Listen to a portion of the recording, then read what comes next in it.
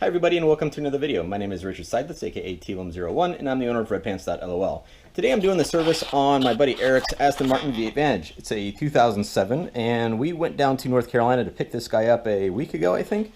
One of the issues that he had with it when he bought it was that it had a slight chirp coming from the engine at startup, and it was something I'm very familiar with, so I wasn't too worried about it. I, still gave him the vote of confidence in buying this one, and I told him I knew how to fix it, and I do, so that's what we're doing now. The problem is that in the earlier models, the idler pulley on these, they call it the idler assembly, which is just, I can't talk good, so that's just hard. It's basically a pulley that's attached to the engine block, and it's to help guide the feed belt, F-E-A-D. That's their Aston Martin's term for their serpentine belt, accessory drive belt, whatever you want to call it. So at one point in 2009, the 4.7 liter came out, but one of the changes they made on it is they changed that idler pulley. On the 4.3 liters, we had an older one that didn't have dual walls. It's a retrofit for those engines though. And along with a new belt, it solves that chirping sound. So when I looked at Eric's, he had the double-walled pulley, which is what you need to have, but he had the old-style belt. And so what we're doing is replacing that belt.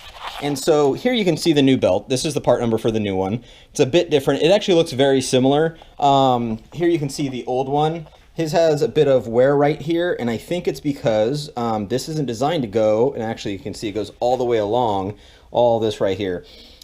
This is because it's not made for this new belt. The new belt with the two walls, it forces it into a spot where this can't necessarily fit, and that's where that chirping came along. So the new one, as you can see, has dual walls. The original, this side right here on the outside, was not walled. It just dropped off. It was a smooth rollover to the end. So you can see this pulley down there in the bottom. It's this one down here. That's the one, hopefully this is focusing, I didn't even think about that. That's the one that you have to replace. Up above it, this big gray arm thing is the tension pulley, the tension assembly. Down here you see a 3/8 inch square. You can use that for to put a 3/8 inch pry bar into and torque down on it this way to slacken up the belts. Since we're replacing the belt, I don't really care about the original, so I cut it off. That's the easiest way. You can just pull it out. You don't have to worry about all the hassle of removing it. On the new one, obviously you can't cut it. We have to actually fit it in. By pulling down on this tension arm, it releases the tension so you can fit the pulley. Once you release this arm, it will actually seat everything in place. It's an automatic adjustment system for the belt. It's set so that it's always got the right tension on it.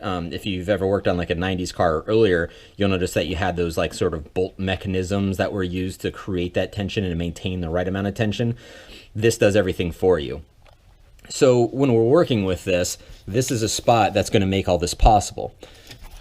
To do this, I have found, and I'm going to, so here, before I continue, this is the mapping of the feed belt. It's pretty ridiculous and convoluted, and the belt's way too long. It's one of those silly little design things that I found in this car. But under here, you can see I've already removed the old belt.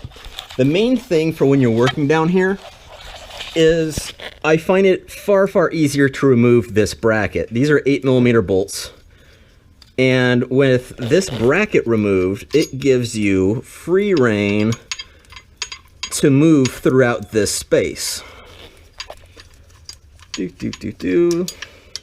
Now that that's gone, you can see it's got this clamp on this hose right here. It's the return from your original air oil separator, which doesn't do a damn thing, which is why mine sells so well. With that removed, you can see now the pulley that would be removed. This is a 15mm nut to remove this.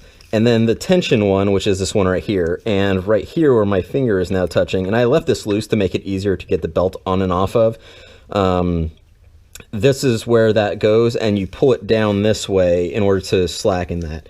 So the best way that I found to do this is you have somebody coming from above to help guide from above, because as you can see, there's pulleys way up there, they're on the other side, they're all over the place, and you have the other person down here where I am so that you can route from the bottom, and that way you're working together to get this done. It makes it much easier to have that second pair of hands.